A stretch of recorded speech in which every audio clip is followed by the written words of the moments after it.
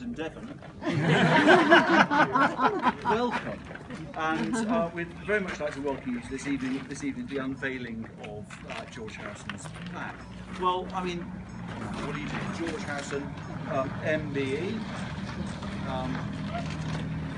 next door neighbour to blacked out window Mercedes, singer-songwriter, music and film producer, and of course lead guitarist of a reasonably well-known musical band, who lives on this house, in a house on the site, from 1964 to 1970. A house called Kinfans, a large bungalow house on which the current two-storey structure sits on what was effectively one end of the site. And I think you've seen lots of books and pictures around that show you what it looked like at the time and what was there. It says here that George bought Kinfans on the 17th of July 1964. It says for only £20,000. But I think we reckon, don't we, that £20,000 back in 1964 was actually quite a lot of money even then. And at the time, fans were making life in London difficult for most of the Fab Four, so apparently it was the accountant who suggested a move out to the suburbs, and John Lennon and Ringo Starr moved to St George's Hill in Weybridge, and George decided on Kinfans, the first house that he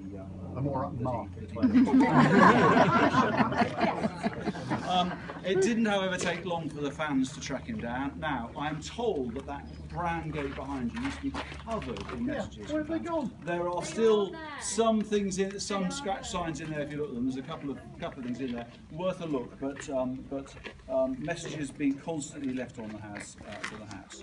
Now, of course, you know. As far as Beatles songwriting goes, you'll see Lennon and McCartney credited for most of the songwriting, but actually George was the man who wrote the sort of the critically, some of the much more critically acclaimed songs. So Something, which everybody knows, started in 1968 and 1969, and indeed, Something is the subject of the song. But also Here Comes the Sun, Tomorrow Never Knows, and very opposite in this day and age, Taxman. And George, of course, wasn't just interested in music. There's a brilliant shot, I think, in there of him next to a DB5, a car that I would love to own if anyone has a spare one going. Shot just against the wall, just down the driveway there. And then in 1967, again, there's pictures to prove it. The house was transformed when, I'm told, inspired by the book Tantrum Art, George and Patty painted the outside of the house in psychedelic patterns and colours with flowers and doodles. And during this time, lots of very famous visitors to the house. And again, if you look at the pictures, you'll see evidence of that in one where Mick Jagger and Marianne Faithfull dropped round, finding nobody at home, clearly no mobile phones at that point.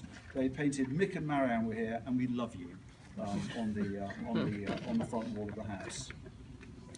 So. In late May 1968, after that famous Beatles trip to India, Beatles came back and recorded a number of demo tracks at Kinfans that became known as the Kinfans or the Isha demos. Quite a lot of those made their way into what then became the White Album. Finally, in 1970, sadly, George and Patty left here and moved on to Friar Park in Henley.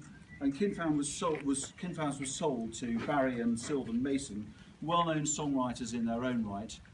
There's a number of down here, but if I say Delilah, everybody's got the idea. And of course, then in 2003, finally, a lot of the existing structure was demolished, and then the current building, built on two-storey building, built on one end. So, hey, an awful lot of history in one end, and having lived in and around Isha for quite a few years myself, I didn't even know this bit existed. So it's a real treat and a real privilege. And at that point, if I could, Patty, could ask you to pull the string. No, I've never done this before. I tested it, it should work.